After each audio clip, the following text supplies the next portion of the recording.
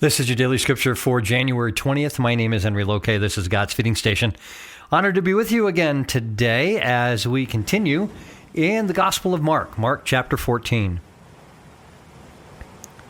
It was now 2 days before the Passover and the Feast of Unleavened Bread, and the chief priests and scribes were seeking how to arrest him by stealth and kill him, for they said, "Not during the feast, lest there be an uproar from the people."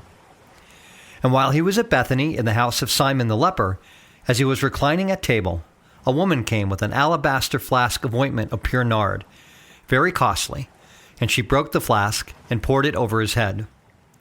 There were some who said to themselves indignantly, "Why was this ointment wasted like that? For this ointment could have been sold for more than 300 denarii and given to the poor." And they scolded her. But Jesus said, "Leave her alone. Why do you trouble her? She has done a beautiful thing to me. For you always have the poor with you, and whenever you want, you can do good for them. But you will not always have me. She has done what she could. She has anointed my body beforehand for burial. And truly, I say to you, wherever the gospel is proclaimed in the whole world, what she has done will be told in memory of her." Then Judas Iscariot, who was one of the 12, went to the chief priests in order to betray him to them. And when they heard it, they were glad and promised to give him money, and he sought an opportunity to betray him. And on the first day of unleavened bread, when they sacrificed the Passover lamb, his disciples said to him, "Where will you have us go and prepare for you to eat the Passover?" And he sent 2 of his disciples and said to them, "Go into the city, and a man carrying a jar of water will meet you. Follow him. And wherever he enters, say to the master of the house, 'The teacher says, where is my guest room where I may eat the Passover with my disciples?' And he will show you a large upper room furnished and ready. There prepare for us." And the disciples set out and went to the city and found it just as he had told them, and they prepared the Passover. And when it was evening, he came with the 12. And as they were reclining at table and eating, Jesus said, "Truly I say to you, one of you will betray me, one who is eating with me." They began to be sorrowful and to say to him one after another, "Is it I?" He said to them, "It is one of the 12, one who is dipping bread into the dish with me.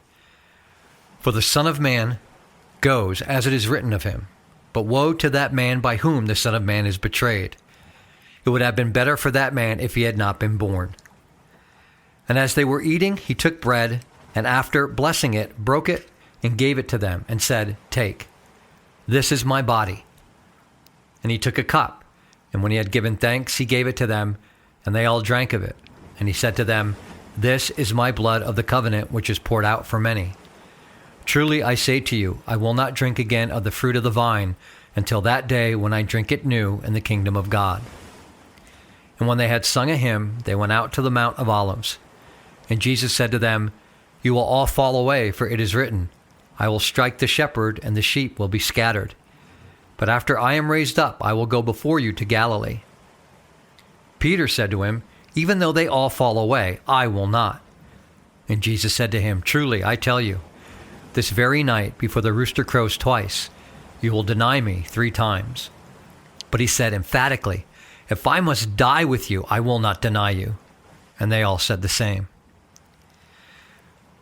And they went to a place called Gethsemane, and he said to his disciples, "Sit here while I pray." And he took with him Peter and James and John, and began to be greatly distressed and troubled. And he said to them, "My soul is very sorrowful, even to death. Remain here and watch." And going a little farther, he fell on the ground and prayed that, if it were possible, the hour might pass from him. And he said, "Abba, Father, all things are possible for you. Remove this cup from me. Yet not what I will, but what you will." And he came and found them sleeping, and he said to Peter, "Simon, are you asleep? Could you not watch 1 hour? Watch and pray that you may not enter into temptation. The spirit indeed is willing, but the flesh is weak." And again he went away and prayed, saying the same words. And again he came and found them sleeping, for their eyes were very heavy, and they did not know what to answer him. And he came the 3rd time and said to them, "Are you still sleeping and taking your rest? It is enough. The hour has come. the Son of Man is betrayed into the hands of sinners. Rise, let us be going. See, my betrayer is at hand." And immediately, while he was still speaking, Judas came, one of the 12, and with him a crowd with swords and clubs from the chief priests and the scribes and the elders. Now the betrayer had given them a sign, saying, "The one I will kiss is the man. Seize him and lead him away under guard." And when he came, he went up to him at once and said, "Rabbi," and he kissed him. And they laid hands on him and seized him. But one of those who stood by drew his sword and struck the servant of the high priest and cut off his ear. And Jesus said to them, "Have you come out as against a robber with swords and clubs to capture me? Day after day I was with you in the temple, teaching, and you did not seize me. But let the scriptures be fulfilled." And they all left him and fled. And a young man followed him with nothing but a linen cloth about his body, and they seized him. But he left the linen cloth and ran away naked. And they led Jesus to the high priest, and all the chief priests and the elders and the scribes came together. And Peter had followed him at a distance, right into the courtyard of the high priest. And he was sitting with the guards and warming himself at the fire. Now the chief priests and the whole council were seeking testimony against Jesus to put him to death, but they found none. For many bore false witness against him, but their testimony did not agree. And some stood up and bore false witness against him, saying, "We heard him say, 'I will destroy this temple that is made with hands, and in 3 days I will build another, not made with hands.' Yet even about this, their testimony did not agree. And the high priest stood up in the midst and asked Jesus, 'Have you no answer to make? What is it that these men testify against you?' But he remained silent and made no answer. Again the high priest asked him, 'Are you the Christ, the Son of the Blessed?' And Jesus said, 'I am. And you will see the Son of Man seated at the right hand of power and coming with the clouds of heaven.' And the high priest tore his garments and said, 'What further witnesses do we need? You have heard his blasphemy. What is your decision?' And they all condemned him as deserving death. And some began to spit on him and to cover his face and to strike him, saying to him, 'Prophesy!' And the guards received him with blows. And as Peter was below in the courtyard, one of the servant girls of the high priest came, and seeing Peter warming himself, she looked at him and said, 'You also were with the Nazarene, Jesus.' But he denied it, saying, 'I neither know nor understand what you mean.' And he went out into the gateway, and the rooster crowed. And the servant girl saw him and began again to say to the bystanders, 'This man is one of them.' But again he denied it. And after a little while, the bystanders again said to Peter, 'Certainly, you are one of them, for you are a Galilean.' But he began to invoke a curse on himself and to swear, 'I do not know this man of whom you speak.' And immediately the rooster crowed a second time. And Peter remembered how Jesus had said to him, 'Before the rooster crows twice, you will deny me 3 times. And he broke down and wept." In Edwards' commentary on the Gospel of Mark, he writes, "In the Last Supper, Jesus spoke of the bread and wine as representations of his body and blood, poured out for many. The relinquishment of Jesus' body on Golgotha, however, depends on the prior surrender of his will to the Father. That surrender takes place not on a hill outside Jerusalem, but in a valley beneath it. According to Mark, the decision to submit to the Father's will causes Jesus greater internal suffering than the physical crucifixion on Golgotha. The cross is a matter of the heart before it is a matter of the hand, a matter of the will before it is an empirical reality." Jesus is overcome by this internal spiritual struggle. The words distressed and troubled are used. It carries the sense, the ancient language carries a sense of alarm. It says his soul is overwhelmed with sorrow to the point of death. And the Greek word for overwhelmed in sorrow means burdened with grief, right? Despairing. Jesus basically falls to his hands and his knees in prayer, asking God that this could all be avoided. And nothing in the Bible now compares to Jesus' anguish in Gethsemane, right? Nothing in the Psalms, nothing when Abraham has to sacrifice Isaac, nothing in David's grief at the death of Absalom. Nothing compares with this. Luke talks about sweat falling to the ground like drops of blood. So this is intense agony for the Savior of the world. And this suffering is such that it even, leaves its mark on the modern church. If you go to Hebrews 5, verse 7, it says, "In the days of his flesh, Jesus offered up prayers and supplications with loud cries and tears to him who was able to save him from death, and he was heard because of his reverence." So this was no mere trial that we've all faced in some sense or not. We've all faced trials where the fear is palpable, right? But this is something unlike any of us have ever felt. Because this gives us a clue to Jesus' acute understanding of what lies before him now.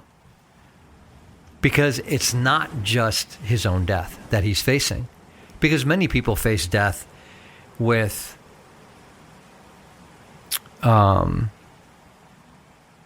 composure and with courage, seemingly more than what Jesus showed here. But there's more at stake here than just his physical death, right? He is to give his life as a ransom for many, right? Jesus has to make now the first payment, take this first step. He's got to concede his will. And he's got to accept that he is to be the sin bearer for all of creation. Right? This is the consequence of being the servant of God. Right? This is what Isaiah talked about, pierced for our transgressions, crushed for our iniquities. It's one thing, right? And we've all faced this. It's one thing to be fearful of answering for your own sins. Right? We've all experienced that separation from God when we've sinned. Can you imagine what it would be like to stand before God to answer for every sin, every crime, every act of evil in the world? That's what Jesus faces now. He is the one to stand and accept the consequences of all the sins that have come before and will come after. And so this abandonment and this darkness is of proportions none of us can understand. Right? This spells alienation from God on the cross. My God, why have you forsaken me? It's not his just mortality. It is identifying with sinners such that he becomes the object of God's wrath, the sole object of God's wrath for sin. And this is what overwhelms him. Excuse me. He talks about the hour and the cup. The purposes of God that associate with the end of time. This is now Jesus' destiny. He is the ransom for many. He is going to be the Son of Man who will take on sin but will be handed over to sinners in order to redeem them. So he is not dispassionate, as some would make him out to be. He's not indifferent to this. He's not like, okay, this is why I came. Let's go. Let's get this over with. There is this human interaction between the heart of the Son of God and the will of God the Father that we see playing out here. This is not calm realization and acceptance. Right? This is a struggle. This is an intense internal struggle with the reality and the realization of what God's will is and what it means to submit to it. And so he implores God directly, take this cup from me, right? Don't strike the shepherd.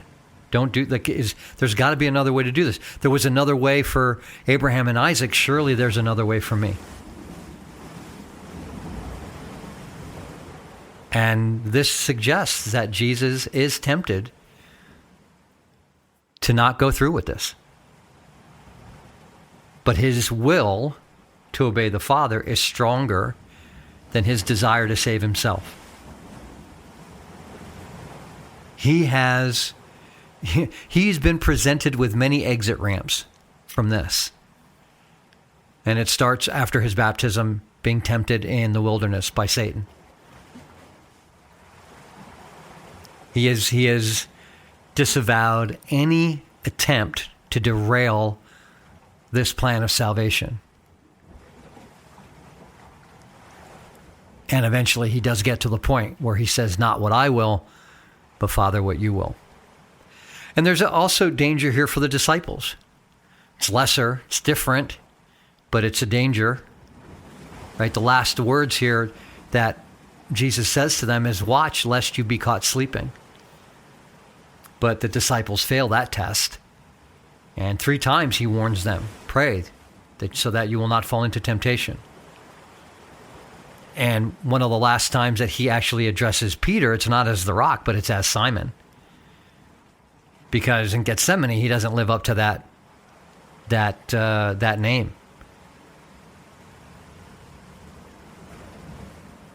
Jesus admonishes him and the other disciples, watch and pray.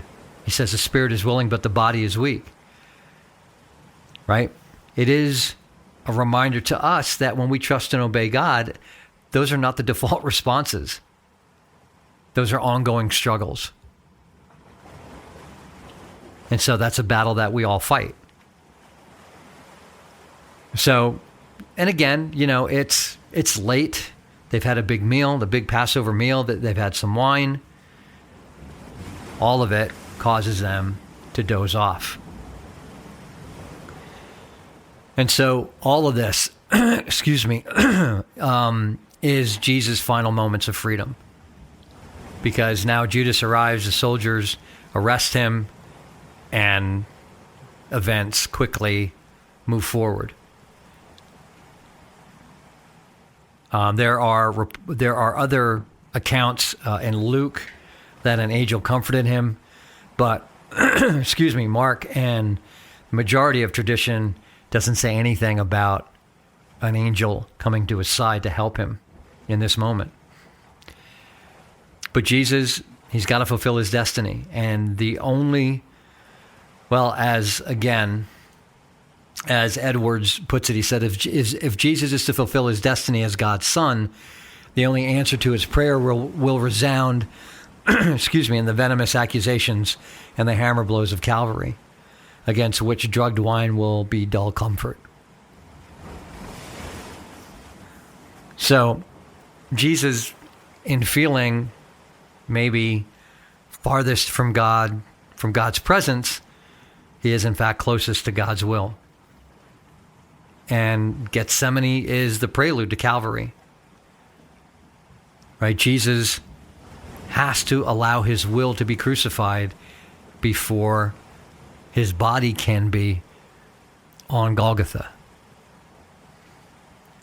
And it's like that for all of us in all circumstances, right? We have to conform our will to God's will before we can take any type of action to do his will. It's an inward battle before it's an outward battle. And the same is true for Jesus. Again, stronger than anything we've probably come across, but similar nonetheless. And so it's always a battle for the will before anything else. Have a great rest of your day. Lord willing, we'll talk again tomorrow. Take care. Bye-bye.